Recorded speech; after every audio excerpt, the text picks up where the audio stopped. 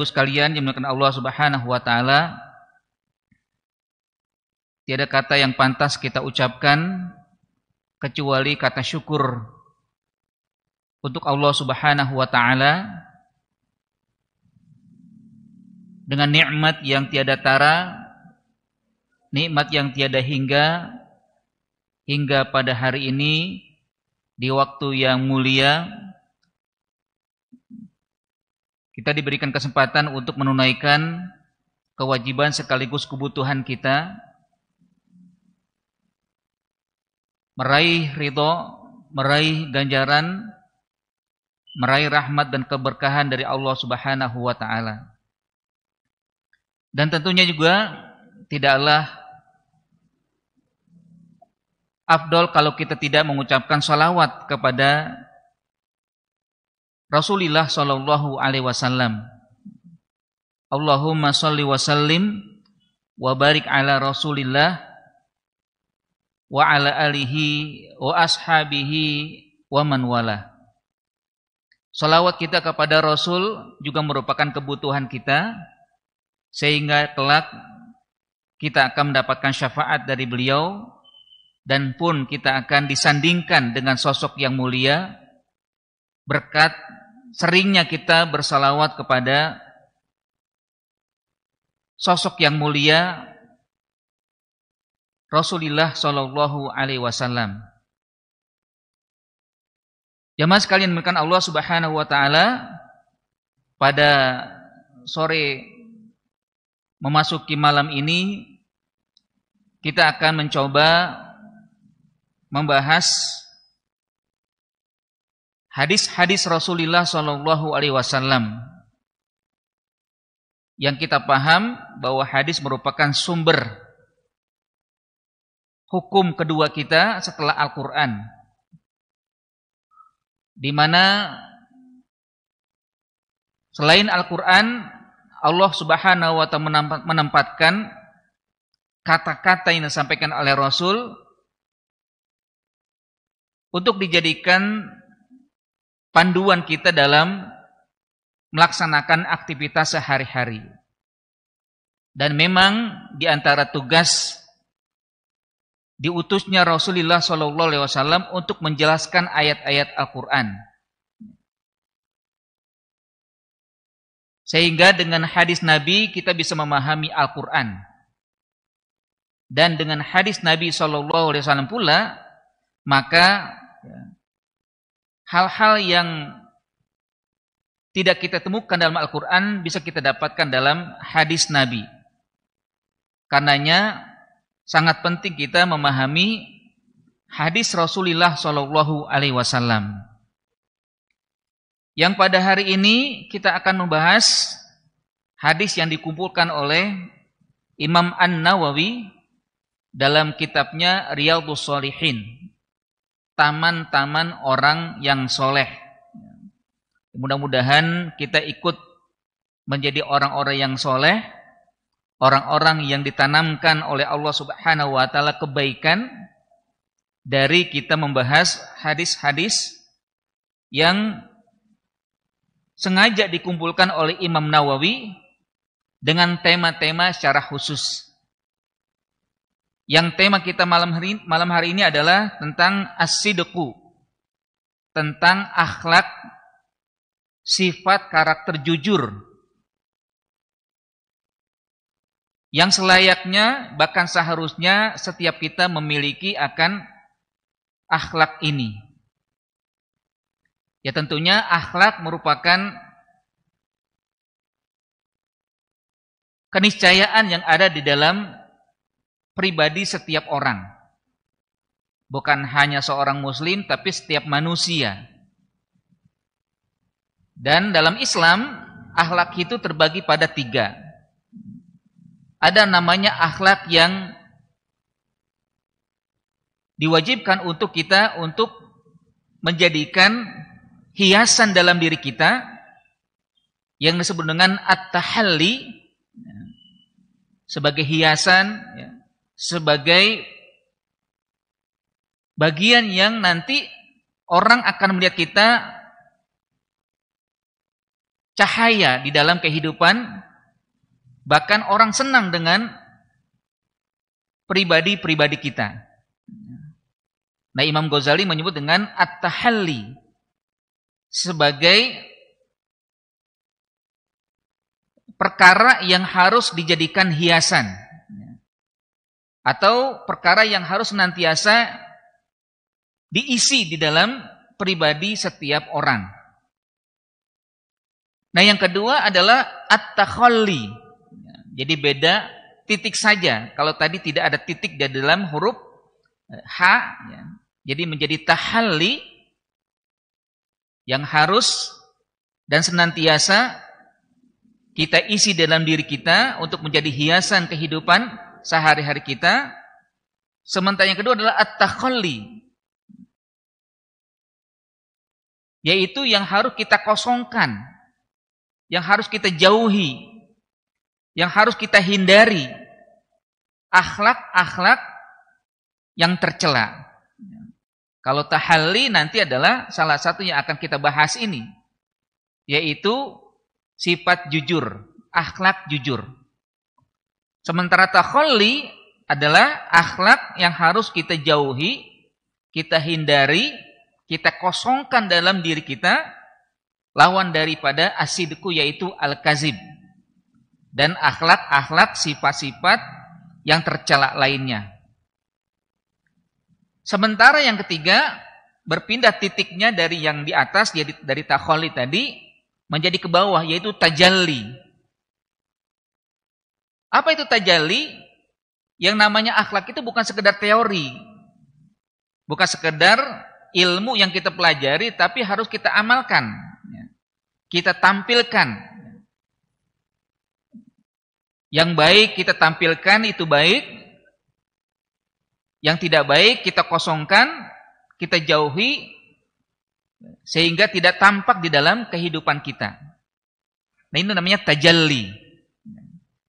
Sehingga dengan 3 komponen ini, maka setiap kita setelah memahaminya, bukan nanti akhirnya dijadikan sekedar teori, kita belajar di sini atau belajar di tempat lain, baca buku dan sebagainya, sekedar paham, mengetahui, bukan, ya, apa makna secara bahasa, makna secara tilah, ya, bukan, tapi bagaimana kita bisa senantiasa mempraktekkan di dalam aktivitas kita sehari-hari, dan kita sangat membutuhkan ini. Nah, di antaranya adalah akhlak jujur. Dalam bahasa Arab disebut dengan as-sidqu. Dan tentunya kita paham bahwa kata sidqi ini merupakan salah satu dari 4 sifat yang dimiliki oleh Nabi Muhammad SAW, bahkan juga para anbiya. Para nabi semuanya memiliki sifat jujur. Karena kalau tidak jujur, maka mereka akan dilupakan oleh Allah Subhanahu wa taala, bahkan akan dihinakan oleh umatnya. Karena ketidakjujuran akan menghabiskan pribadi manusia, ya, akan dijauhi, ya, bahkan akan dihinakan, ya, karena memang tidak sesuai dengan kepribadian yang harus dimiliki oleh seorang nabi. Makanya kalau kita lihat, kita buka ayat-ayat Allah, di antara sifat yang disebutkan oleh Allah adalah, dan disandingkan dengan sosok kenabian adalah asidku ini. Wa kana siddiqan nabiyya. Dari setiap nabi disebutkan demikian. Wa kana siddiqan nabiyya. Adalah dia seorang yang jujur karena dia adalah seorang nabi. Atau dia seorang nabi yang jujur. Dia seorang nabi yang selalu berkata benar. Tidak pernah berkata dusta sedikit pun. Satu kata pun tidak pernah berkata dusta. Nah, karena ini merupakan sifat Nabi, akhlak Nabi, kita pun sebagai orang beriman diperintahkan juga untuk memiliki sifat ini. Dalam hadis yang dikutip oleh Imam Nawawi di surat At-Taubah ayat 119, Allah Subhanahu wa taala berfirman, "Ya ayyuhalladzina amanu ittaqullaha wa kunu ma'as shadiqin. Wahai orang beriman, bertakwalah kepada Allah dan jadi kalian bersama dengan orang-orang yang jujur.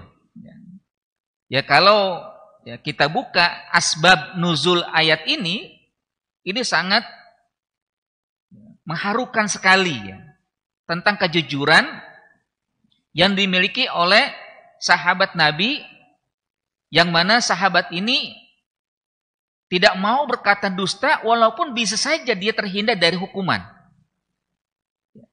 Karena di saat perang Tabuk itu kan ya, ada 3 sahabat yang tidak ikut perang, tidak ada alasan. Di antaranya adalah Ka'ab bin Malik, ya, Hilal bin Umayyah, ya, dan Murarah. Ya. Nah, 3 sahabat ini tidak mau berkata dusta di hadapan Rasul, walaupun nanti, ya, kalaulah dia berdusta, kalau dia tidak berkata jujur, akan dimaafkan oleh Nabi. Karena kalau dilihat dari sebelum-sebelumnya, itu kaum munafikin 1, 2, 3, 4 sampai 10 bahkan sampai ya puluhan bahkan ratusan orang dari munafikin itu berkata bahwa saya kena tidak ikut perang Tabuk begini, alasannya ini, alasan itu, dan Nabi memaafkan. Ya sudah. Ya. Tapi 3 orang ini mengatakan, wahai Nabi, saya tidak ikut perang, tidak ada alasan apa-apa. Memang karena saya begini. Saya jujur bahwa memang saya lagi malas, ya, atau saya jujur tidak ada alasan sama sekali saya tidak bisa ikut perang. Sehingga akhirnya ya sudah, tunggu saja nanti ya balasan dari Allah atau hukuman dari Allah. Akhirnya terkena hukuman 1 bulan dia tidak dibolehkan ya, atau kaum muslimin tidak boleh bergaul dengan 3 orang ini. Mengucapkan salam saja tidak boleh. Bahkan merasa bersalah juga ya, Ka'ab bin Malik ini kalau sholat itu di belakang Nabi. Nanti kalau Nabi mengucapkan salam, dia mengucapkan salam. Dan Nabi tidak mengindahkan karena perintah Allah untuk menghukum dia. Sampai akhirnya hari ke-30 selesai dan tepat tambah lagi 10 hari, maka istrinya pun disuruh untuk meninggalkan dia. Untuk tidak bergaul dengan suami-suami yang 3 orang ini yang jujur. Dan tentunya juga ada ujian-ujian lain. Dari Romawi, Heraklius itu datang memberikan surat. Kami tahu bahwa kamu bertiga sedang dihukum oleh Nabi dan sahabat-sahabatmu. Kalau kamu mau, kami akan berikan tempat yang cocok bagi kamu. Kami berikan suaka politik bagi kalian. Silakan datang ke negeri kami. Kami berikan kalian jabatan.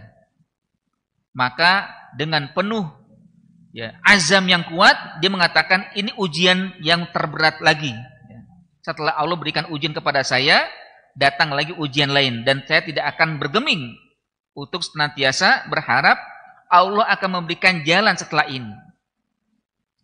Maka akhirnya lengkap 40 hari dihukum oleh Nabi, ya tentunya dari Allah Subhanahu wa taala.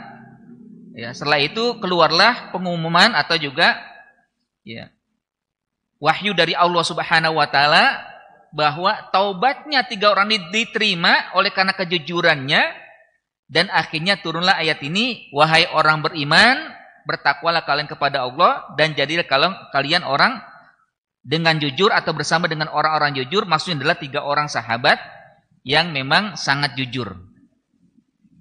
Ini diantara kisahnya yang disebutkan dalam hadis-hadis tentang ayat ya, yang terkait dengan asbab nuzul ayat ini. Dan pun juga bahwa kejujuran itu merupakan bahagian yang akan Allah berikan ganjaran yang sangat besar, berupa ampunan dan juga ganjaran yang sangat besar. Ya, dalam surat Al-Ahzab ya, Allah Subhanahu wa taala berfirman, di antaranya disebutkan di sini ya, was-shadiqina was-shadiqat. Memang disebutkan banyak tentang sifat ya, innal muslimin wal muslimat wal mu'minin wal mu'minat wal qanitin wal qanitat was-shadiqina was-shadiqat. Sebagainya sampai ujung ayat Allah mengatakan lahum a'addallahu lahum maghfiratan wa ajran azima. Allah akan berikan kepada mereka di antaranya adalah orang-orang yang jujur, ampunan, dan juga ganjaran yang sangat besar. Nah tentunya di sini untuk Allah ingin jelaskan bahwa kejujuran itu semuanya harus menghiasi, baik laki-laki maupun perempuan. Tidak ada yang dibeda-bedakan karena Allah menyebutkan di sini dengan orang muslim laki dan perempuan, mukmin laki dan perempuan, dan juga orang-orang jujur baik laki maupun perempuan. Dan ujungnya juga ya jadi dikutip oleh Imam Nawawi dalam ayat-ayat yang memang ada di dalam Al-Qur'an. Beliau ya mengambil surat Muhammad ayat 21 di mana firman-Nya adalah falau sadaqullaha lakana khairal lahum. Tetapi jikalau mereka benar ya atau jujur terhadap Allah Subhanahu wa taala, niscaya demikian itu lebih baik bagi mereka. Ini ayat-ayat yang tentunya ya harus kita yakini ya. Karena ayat Allah Subhanahu wa taala tidak boleh sedikit pun kita ingkari. Sudah pasti benar firman Allah Subhanahu wa taala. Ya, seringkali juga kan kalau kita baca ayat, selesai baca ayat, baca Al-Qur'an, kita mengatakan shadaqallah ya. Shadaqallahul azim. Itu untuk menunjukkan kita menghormati ayat Allah dan kita membenarkan ayat Allah, kita yakini ayat-ayat Allah Subhanahu wa taala. Baik ya. Kita masuk pada hadis Nabi sallallahu alaihi wasallam.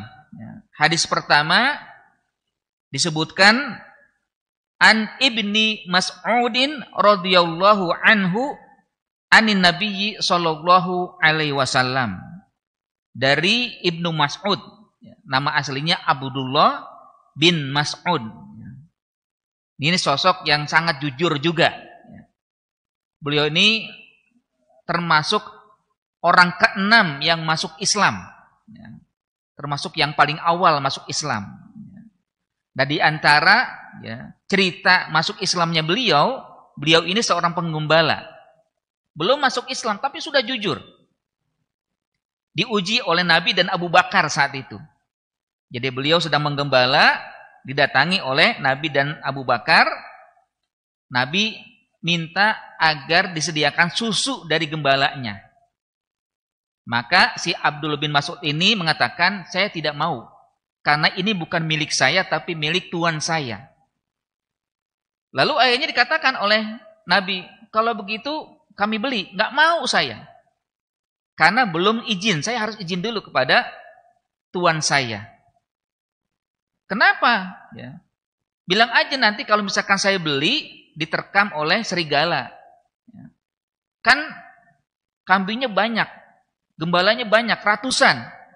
Sudah pasti juga tuan kamu tidak akan mengira ya, bahwa gembalanya hilang satu.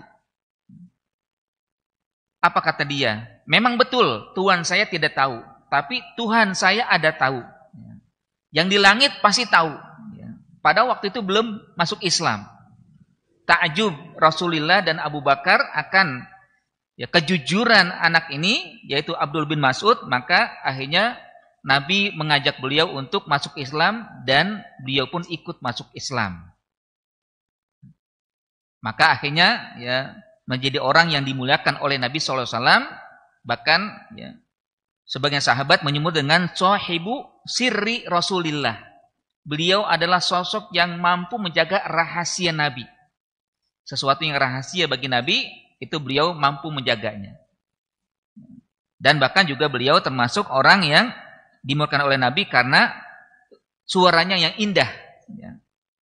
Suatu saat, ya, Rasulullah SAW meminta beliau untuk membacakan ayat-ayat Al-Quran. Akhirnya beliau mengatakan, kenapa saya harus membacakan Al-Quran? Karena padahal Al-Quran diturunkan kepadamu, wahai Rasul. Maka Rasul mengatakan, aku ingin dibacakan oleh yang lain. Ya, maka dibacakan, dan Nabi SAW begitu menyimak akan ayat-ayat yang dibaca oleh Abdullah bin Mas'ud. Ya. Dan beliau juga punya kedudukan yang tinggi di sisi Rasul SAW. Bahkan beliau juga yang pernah mendengar hadis Nabi SAW tentang keinginan, harapan Rasulullah akan masuk Islamnya Umar, antara Umar dengan Amr bin Hisham. Umar bin Khattab dengan Abu Jahal. Ya kan Abu Jahal itu nama aslinya Amr bin Hisham. Ya. Beliau mengatakan Allahumma ya maknanya itu ya Allah muliakanlah Islam dengan salah satu dari dua Umar. Salah satu ya, bukan dua-duanya. Ya, Nabi berharap ya ada dari dua Umar ini, antara Umar bin Khattab dengan Amr bin Hisham menjadi muslim dan mengangkat atau memuliakan, meninggikan Islam. Maka satu saat ya Abdul bin Mas'ud ya istilahnya karena dia termasuk budak ya, jadi dianggap rendah ya oleh masyarakat Arab ya. Dia sempat tersenggol itu kan, terhinakan dan ditolong oleh Umar bin Khattab ya.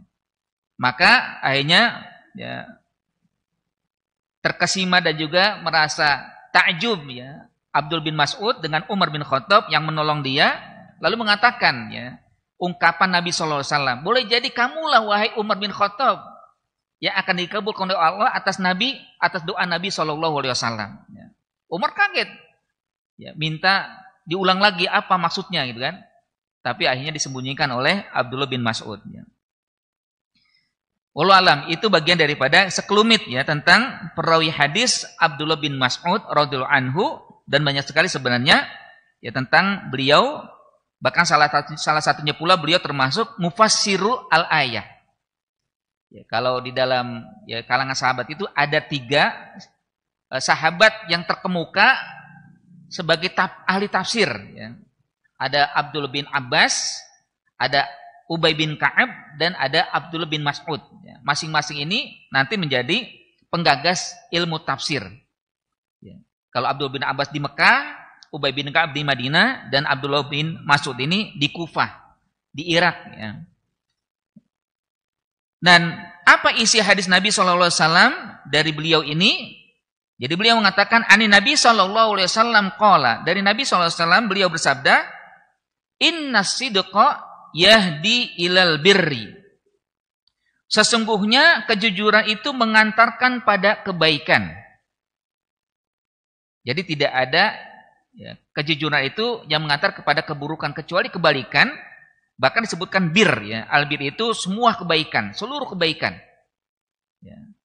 Jadi misalkan ya albir itu birrul walidain, termasuk kebaikan kan, kita yang punya orang tua berbakti kepada orang tua disebut dengan birrul walidain. Ya. Jadi berbuat baik, berbakti kepada orang tua disebut birrun. Ya. Bahkan juga beribadah kita juga termasuk birrun. Ya.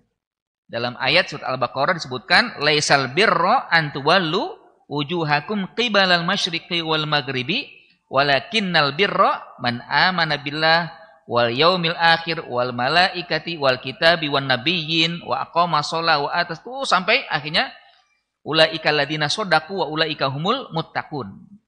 Artinya memang albir itu kebaikan yang maksimal, kebaikan yang menyeluruh, apapun ya itu adalah kebaikan. Makanya juga termasuk as-sidqu ini. Innas sidqa yahdi ilal birri. Sesungguhnya kejujuran itu mengantarkan pada kebaikan. Wa innal birra yahdi ilal jannah. Bahwa kebaikan itu akan menghantarkan pelakunya, pemiliknya kepada surga. Jadi jalur yang paling gampang untuk mendapatkan surga Allah adalah albir ini. Dan jalur untuk kita mendapatkan ya, nilai kebaikan dari Allah Subhanahu wa taala adalah dengan berbuat jujur.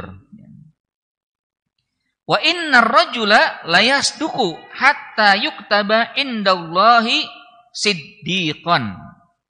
Dan sesungguhnya seseorang itu senantiasa berbuat jujur sampai akhirnya ditulis oleh Allah Subhanahu wa taala menjadi orang yang jujur.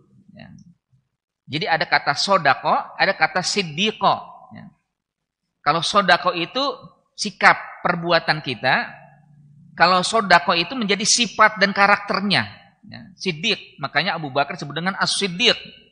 Karena beliau adalah sosok yang betul-betul jujur dan senantiasa membenarkan apa yang diungkapkan oleh Nabi SAW. Memang ada 2 kata ya terkait dengan kata sodako ini. pertama kita dalam berkata jujur, yang kedua senantiasa membenarkan.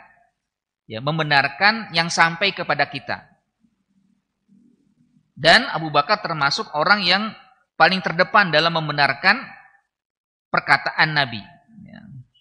Ada cerita yang mungkin agak unik gitu kan, terkait dengan yang ke depan akan kita peringati ya, yaitu Isra Mi'raj ya. Di mana Rasulullah SAW melakukan Isra dan Mi'raj di malam hari, lalu paginya beliau menyampaikan di hadapan Abu Jahal, Abu Lahab dan para pemuka Quraisy. Ya. Dan akhirnya ya mereka mendengar lalu mengatakan Muhammad sudah gila. Ya. Dan akhirnya ya Abu Jahal yang tahu akan ya perkataan ini lalu mencari kalau Abu Bakar ya hari itu tidak membenarkan kata Nabi, habis sudah. Ya. Risalah Nabi sudah tidak lagi bisa terdengar. Ya. Maka Abu Jahal mencari. Satu-satunya yang akan ya menjadi tumpuan kita ini Abu Bakar. Dicari Abu Bakar. Di mana Abu Bakar? Rupanya Abu Bakar lagi berkebun. Ya. Nah, ini katakan, wahai Abu Bakar, ada apa? Kemarin menjumpai saya. Ini teman kamu itu. Siapa teman saya? Muhammad. Apa katanya? Katanya semalam dia melakukan Isra. Perjalanan dari Mekah ke Masjidil Aqsa. Terus lagi naik ke atas langit. Akhirnya, ya harapannya Abu Jahal ini, Abu Bakar nggak percaya juga. Ya, kalau Abu Bakar nggak percaya, maka habis sudah. Akhirnya, ya sudah kalau gitu, ayo kita jumpai Nabi Muhammad. Ya, di mana dia? Di sana tuh, di Jabal Qubis. Ya, dia sedang bersama kaumnya. Ya. Akhirnya datang dia. Ini udah hampir, Abu Jahal itu udah hampir berbesar hati ya dan berharap sekali kalau Abu Bakar tidak membenarkan. Karena sangat mustahil perjalanan Isra dan Mi'raj. Ya. Akhirnya sebelum sampai Abu Bakar sudah teriak-teriak, wahai Muhammad, anta Nabi. Ya. Jadi sudah kelihatan di situ bahwa ya Abu Bakar ini pasti akan membenarkan. Ya. Akhirnya ya sampai dan Abu Bakar mengatakan, wahai Muhammad, ya tadi saya dengar dari Abu Jahal bahwa engkau begini dan begitu. Apakah kamu memang melakukan begitu? Ya. Akhirnya ya Rasul mengatakan, iya, betul apa yang telah saya ceritakan bahwa saya semalam melakukan Isra dan Mi'raj. Maka ya, saat itu pula Abu Bakar mengatakan, wahai kaum, sesungguhnya saya membenarkan apa yang dikatakan oleh Rasulullah, apa yang dilakukan oleh Rasulullah Muhammad ini, tidak ada satu kata pun yang saya ingkari. Langsung sudah harapan Abu Jahal ya tidak ya bisa diraihnya, tidak bisa terwujud oleh karena ungkapan Abu Bakar As-Siddiq ini. Bahkan beliau mengatakan, wahai Muhammad, kira-kira ada bukti yang lain enggak? Kalau kamu memang semalam Isra dan Mi'raj. Iya. Apa itu? Bahwa saat saya perjalanan, itu saya melihat kafilah dari Masjidil Aqsa ke Mekah. Ya. Dan rupanya di situ ada, ya, ada kafilah yang kehilangan untanya. Ya. Lalu Nabi Muhammad dari atas teriak, wahai kalian kafilah, ya, unta kalian tersesat di sini, datangi ke sana, ya, kamu akan dapatkan. Ya. Itu terdengar tuh dari bawah itu. Nabi Muhammad teriak. Ya. Kira-kira kapan mereka sampai? Ya kira-kira 2 hari 3 hari akan sampai mereka. Betul, ya 2 hari 3 hari sampai. Akhirnya diceritakan, ya. Apakah ketika kalian dalam perjalanan itu kalian mendengar suara dari atas? Betul, saya mendengar sekali. Dengan jelas saya dengar. Saya ikuti kata-kata itu dan saya menemukan ya unta yang saya kehilangan, ya. Unta yang tersesat gitu kan. Tapi yang namanya Abu Jahal ya tetap tidak percaya, ya. Ya, buktinya sudah jelas gitu, ya. Nah, ini memang kejujuran yang memang disampaikan oleh Nabi SAW ya dan juga dijadikan sifat oleh ya Abu Bakar As-Siddiq, ya. Dan kebalikannya yang ini yang harus kita tahali tadi kan, sementara yang kita harus takhalli, kita hindari, kita jauhi adalah al-kazib. Wa innal kaziba yahdi ilal fujur. Sesungguhnya berdusta, berbohong itu akan menjadikan orang berbuat durhaka, ya, atau mengantarkan manusia pada kedurhakaan. Dan termasuk juga ya di sini al-birru itu pusat kebaikan, sementara al-fujur pusat kejahatan. Ya, al-fujur, ya. Orang kalau sudah disebut fajir itu nauzubillah, ya. Wa innal fujura yahdi ilan nar, bahwa kedurhakaan itu akan menghantarkan manusia pada api neraka. Wa innar rajula la yakzibu hatta yuktaba indallahi kazzaban, bahwa seseorang ya akan dia berbuat dusta sampai akhirnya ditulis oleh Allah Subhanahu sebagai kazzab. Ya, kazzab itu berarti menjadi karakternya, berdusta dan berdusta. Nah, sekali lagi juga kata-kata sidik itu tadi artinya berkata jujur, berkata benar, dan juga membenarkan apa yang sampai kepadanya. Begitu pula dengan kazib.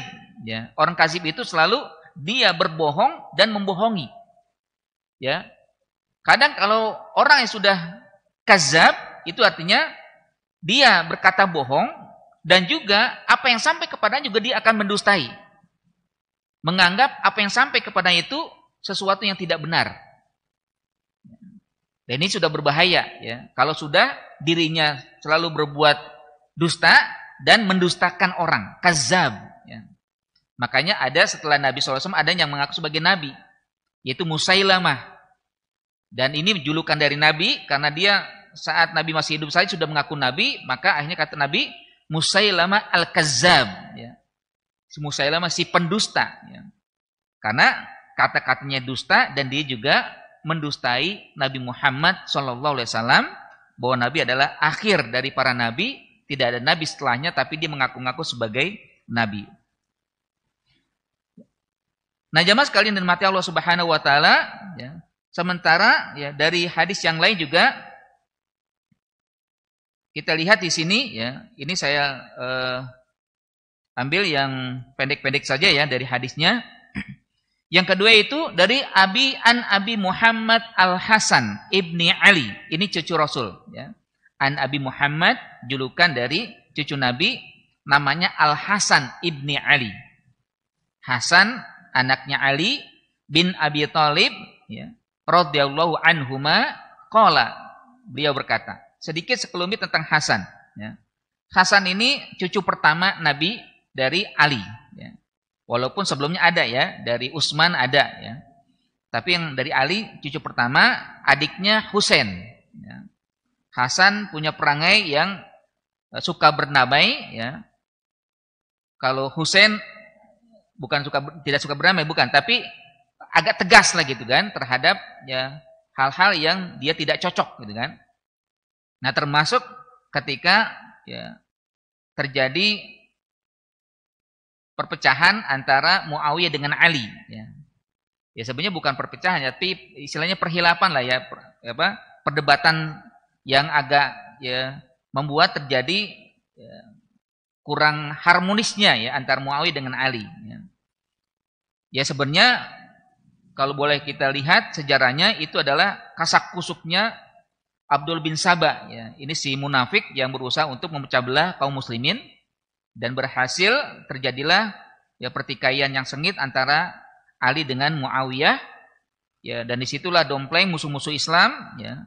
Maka terjadi ya kudeta ya, tanda kutip ya, Ali dilengsekan dari khilafah, naiknya Muawiyah.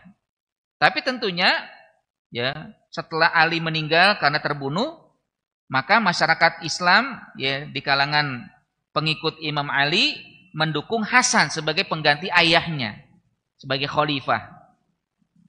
Tapi Hasan tidak mau kalau dia menjadi khalifah, Muawiyah menjadi khalifah pula, sehingga terjadi pertikaian ya. Maka dengan legowonya Hasan mengatakan, ya mendingan saya biarkan atau saya lepaskan khilafah ini, saya berikan kepada Muawiyah, yang penting kaum muslimin bersatu. Ya.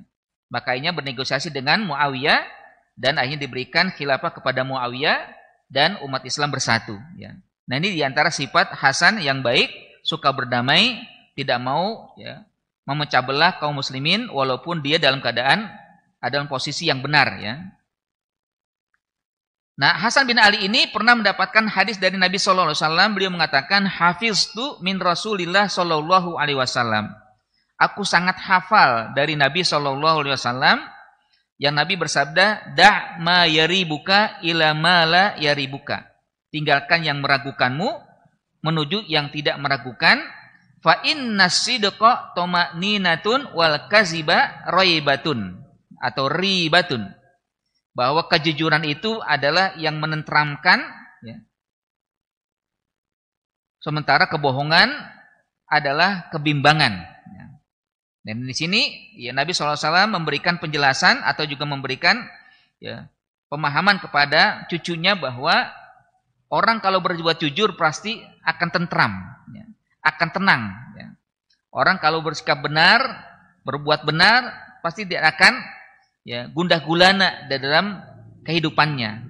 Tapi kalau kazib akan selalu mengalami kebimbangan atau juga mengalami kegelisahan. Ya. Kalau dalam hadis lain dikatakan istafti qalbaka, ya. Ya, istafti qalbaka bahwa cobalah, ya, tanyalah hatimu yang hatimu tidak akan mendustakan sesuatu. Ya. Fa inna sidqa tuma'ninatun wal kazib ribatun. Ya. Nah, yang menarik adalah ketika ya, di dalam riwayat tentang kejujuran Nabi SAW itu diakui oleh musuhnya, ya, Abu Sufyan. Ya. Walaupun setelah itu nanti Abu Sufyan masuk Islam, tapi sebelum masuk Islam, beliau ditanya oleh Raja Romawi, Heraklius. Ini di hadis ketiga disebutkan an Abi Sufyan Sakhr bin Harbin radhiyallahu anhu. Dari Abu Sufyan, ini musuh bebuyutan Nabi. Ya. Beliaulah 3 sekawan ya yang sangat ya memusuhi Nabi. Tapi dari 3 sekawan ini akhirnya masuk Islam 1, yaitu Abu Sufyan.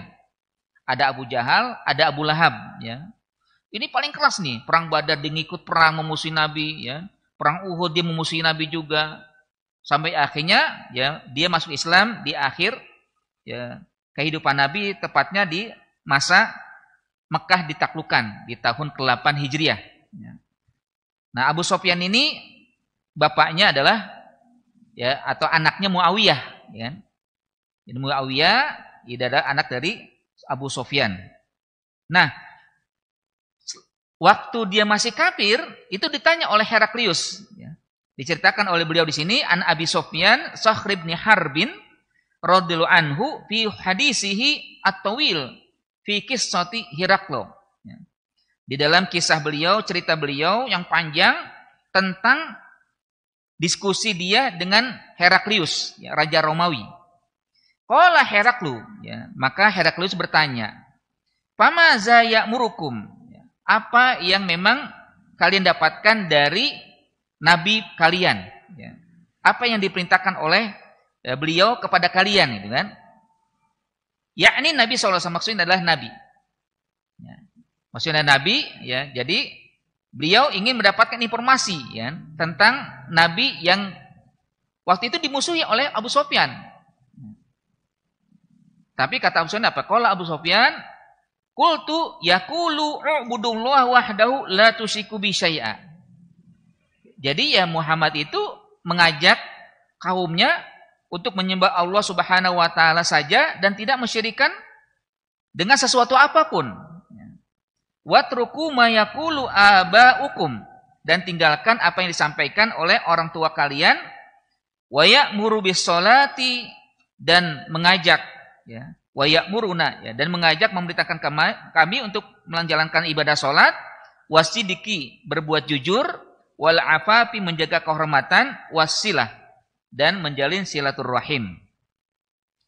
Kalau di dalam cerita yang lain ya, di cerita yang di sini beliau mengatakan kalau saja saya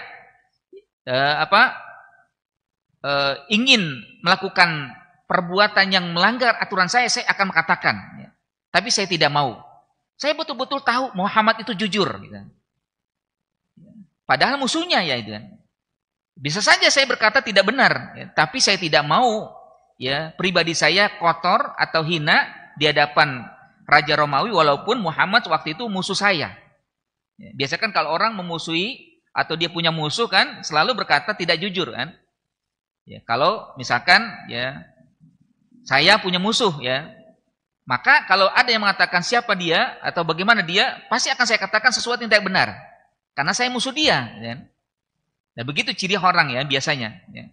Tapi Abu Sufyan tidak mengatakan itu. Walaupun dia musuh saya katakan di hadapan Heraklius dengan sebenarnya bahwa Muhammad mengajak umatnya untuk menyembah Allah, tidak mensyirikkan Allah, memerintahkan untuk meninggalkan apa yang sudah dikatakan oleh orang tua dengan kata-kata dusta, menyuruh sholat, menyuruh jujur, untuk menjaga kehormatan dan juga untuk melakukan silaturahim. Dan sebagainya ya. Dan terakhir ya, nanti akan kita ambil kesimpulannya dari hadis yang kita bahas ini, yaitu dari An Abi Sabit, wakil Abi Sa'id, wakil Abil Walid, Sahal ibn Khushaib ya. Sahal ibn Hunayf wa huwa Badariyun. Nah, ini saya tidak menemukan ya sosok beliau ini, tapi yang paling disebutkan di sini adalah Badariyun ya. Kata-kata Badari itu julukan yang sangat mulia bagi seorang sahabat. Artinya orang Badar itu adalah orang yang mengikut perang Badar yang akhirnya dijamin oleh Allah Subhanahu wa taala pasti masuk surga. Badariyun ya. Bahkan ada ya, tentunya kalaupun mereka berbuat salah akan diampuni oleh Allah. Itu kemuliaan orang-orang ahlu Badar ya. Yang tentunya ya mereka yang mendapatkan kemuliaan yang Allah Subhanahu wa taala apresiasi karena perjuangan mereka di masa awal. Radhiyallahu anhu, semoga Allah meridhoinya, an-nabiy sallallahu alaihi wasallam qala, man sa'alallaha ta'ala asy-syahadata bisidqin ballaghahu Allahu manazila syuhada wa in mata ala firashihi. Jadi Nabi sallallahu alaihi wasallam bersabda, barang siapa yang memohon kepada Allah mendapatkan syahid, ya, berniat syahid dengan penuh kejujuran, maka Allah akan sampaikan kepadanya kedudukan menjadi syuhada, walaupun nanti meninggalnya dia akan mendapatkan nilai syahid. Artinya di sini memang Nabi SAW mengajak kita semua, marilah kita niatkan diri untuk menjadi syahid di jalan Allah Subhanahu wa taala dengan penuh kejujuran, dan mudah-mudahan semua itu akan kita dapatkan. Nah, jamaah sekalian rahmati Allah, demikian hal-hal yang lain ya tentang sidik ini. Nah, tentunya yang perlu kita pahami adalah bagaimana cara kita untuk mendapatkan mendapatkan sidik ini. Akhlak sidik ya. Yang pertama adalah bahwa untuk bisa mendapatkan akhlak ya, sidik ini adalah selalu memohon kepada Allah agar Allah memberikan kepada kita akhlak jujur.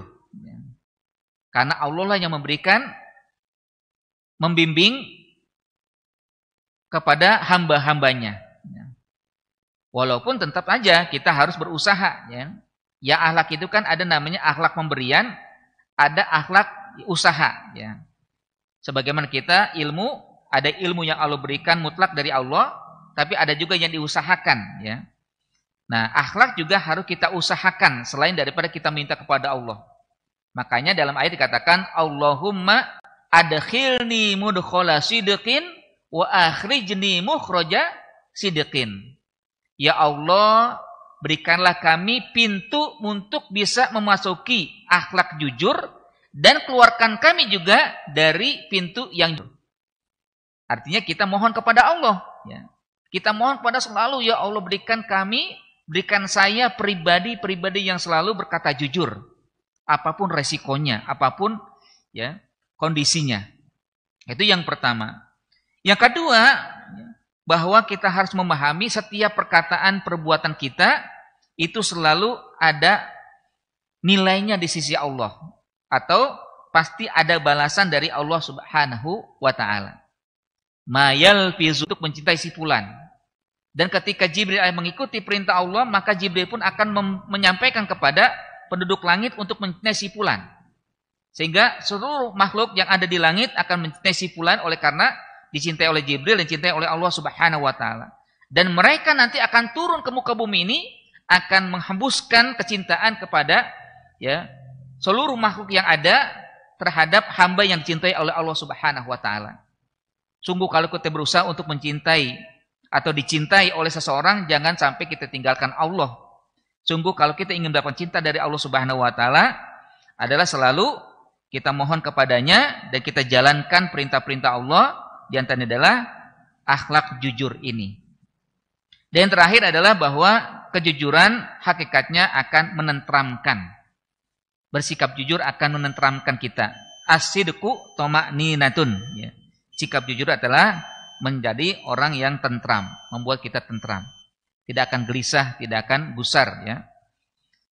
Nah, karenanya tentunya ya, kita lihat sekarang ya dalam berbagai hal akhlak pribadi yang tidak jujur membuat banyak masyarakat yang gusar, ya.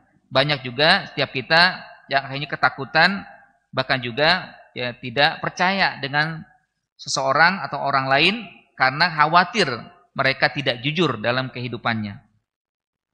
Wallahu a'lam bishawab, mungkin itu yang bisa ya kita bahas pada malam hari ini tentang hadis jujur, ya. Mudah-mudahan Allah Subhanahu wa taala senantiasa menanamkan pada diri kita, pribadi yang berakhlak jujur, berkata jujur, dan tentunya juga jujur ini merupakan ciri orang beriman, ya. Karenanya orang beriman harus senantiasa berkata jujur, ya. Pernah Nabi SAW juga ditanya oleh sahabat, mungkinkah seorang mukmin itu mencuri? Mungkin saja. Mungkinkah seorang mukmin itu berzina? Mungkin saja. Apakah mungkin seorang mukmin itu tidak jujur? Tidak. Ya. Jadi kata Nabi, nggak mungkin orang mukmin itu tidak jujur. Nggak mungkin orang beriman itu bohong. Ya. Tapi kalau mungkin ya orang yang mukmin itu ya sedikit berbuat mencuri atau katanya mungkin aja. Tapi yang jujur nggak mungkin kata Nabi. Karena iman itu sendiri asidku. Ya, iman itu adalah kejujuran. Tidak mungkin dia bersikap jujur ya atau dianggap beriman kalau tidak bersikap jujur. Wallahu a'lam bishawab, aqulu qouli hadza. Ya. Baik, mungkin selanjutnya ya menjelang Isya atau sudah maksud Isya tapi ya sedikit mungkin ada kesempatan untuk bisa berdiskusi atau yang mau bertanya silakan. Ya.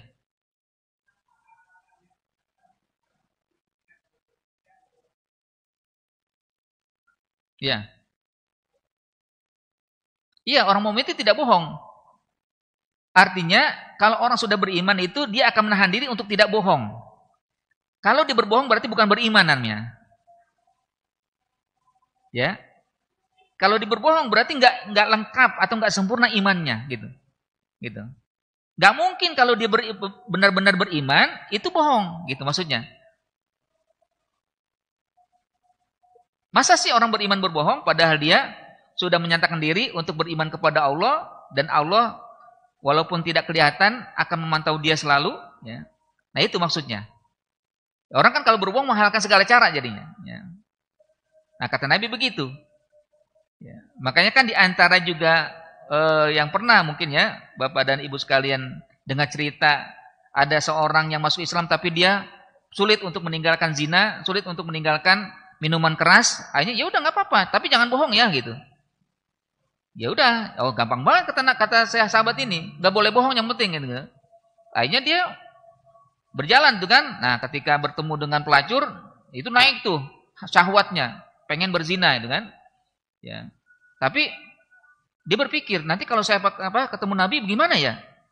Kalau saya katakan saya berzina, malu saya. Ya, tapi kalau saya bohong saya sudah berjanji nggak mau bohong. Ya. Akhirnya nggak jadi. Ya. Begitu juga ketika dia mau mencuri. Begitu juga ketika dia mau khamr. Akhirnya seminggu kemudian dia berjumpa dengan Nabi. Engkau benar wahai Nabi. Kejujuran itu betul-betul memaksa saya untuk tidak berbuat sesuatu. Ya. Tidak berbuat zina, tidak berbuat mencuri, tidak berbuat khamr dan sebagainya. Jujur salah satunya itu.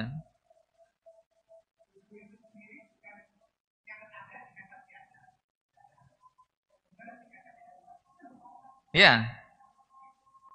Ya enggak, kalau itu kan maksud daripada bagaimana seseorang untuk menempatkan sesuatu yang dikatakan ada atau tidak gitu kan, atau yang tidak ada dikatakan ada gitu kan. Ya sebenarnya untuk memposisikan diri bagaimana caranya dia untuk tidak berkata bohong dari sesuatu yang disampaikan gitu kan. Kan gitu. Ya kan kalau jujur itu kan memang apa yang dilihat akan disampaikan, diberkata benar gitu kan.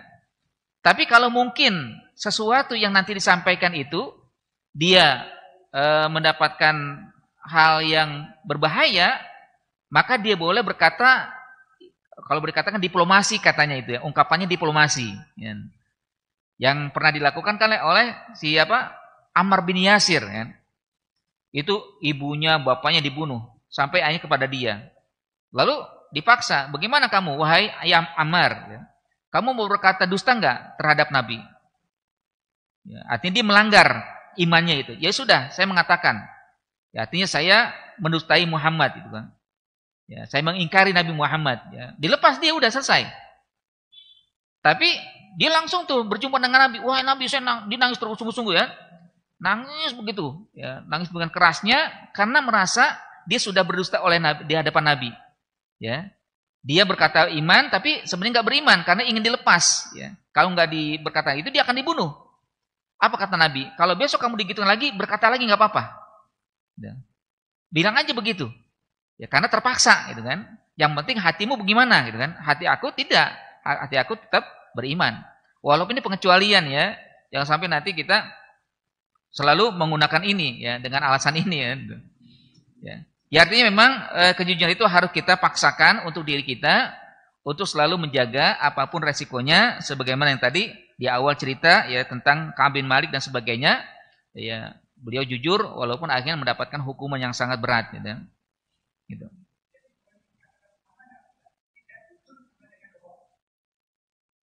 Ya hampir sama ya. Ya lawan kata kan gitu, itu kan istilah yang halus aja kan, gitu kan? Ya seperti sekarang kan ada istilah maaf mungkin dari ibu-ibu itu kan, ada PSK ya, pekerja seksual gitu kan, ya. Padahal dia pelacur itu kan, nggak disebut pelacur itu kan, bahasa halusnya PSK jadinya kan itu, kayak pekerjaan itu kan, ya, sama juga dengan tidak jujur dengan berkata bohong ya. Walaupun ada juga dalam ungkapan para ulama ada 3 hal yang boleh mungkin dia berbohong ya.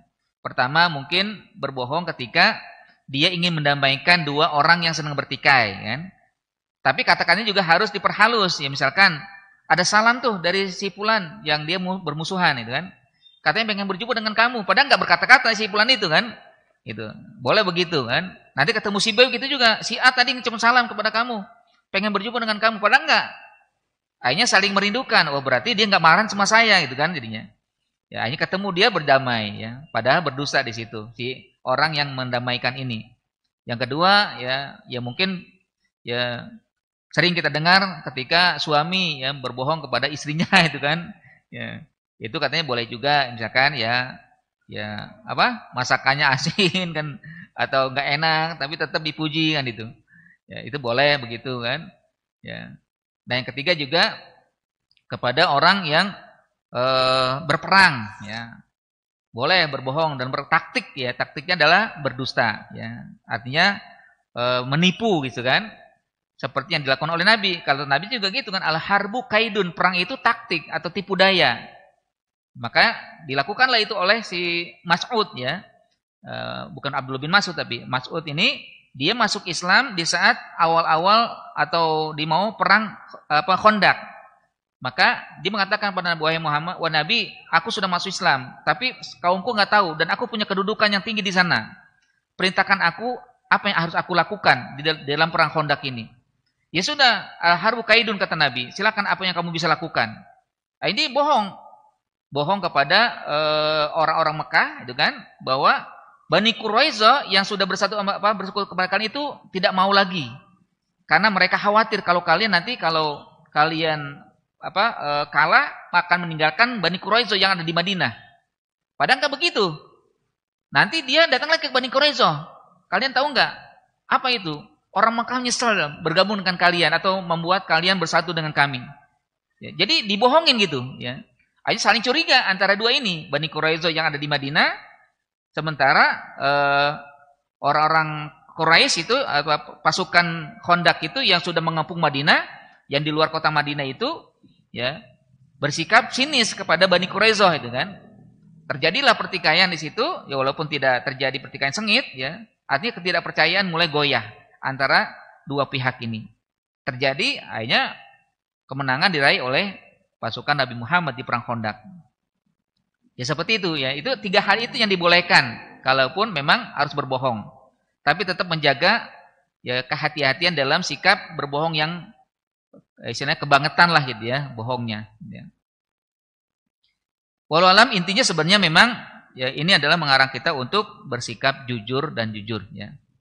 Mudah-mudahan semua kita dibimbing Allah Subhanahu wa taala, diberikan petunjuk untuk bisa menjadi orang yang jujur, menyempurnakan iman kita dengan kejujuran kita. Baik. Ada yang lain? Ya. Lanjut. Ya, cukuplah. Itu nanti bisa dibaca aja sendiri karena itu sekedar penguat aja ya. Ya. Baik, terima kasih pada Bapak dan Ibu sekalian, jamaah sekalian. Wallahu a'lam bishawab. In uridu ilal islah mastata'tu wa ma taufiqi illa billah. Akhirul kalam. Assalamualaikum warahmatullahi wabarakatuh.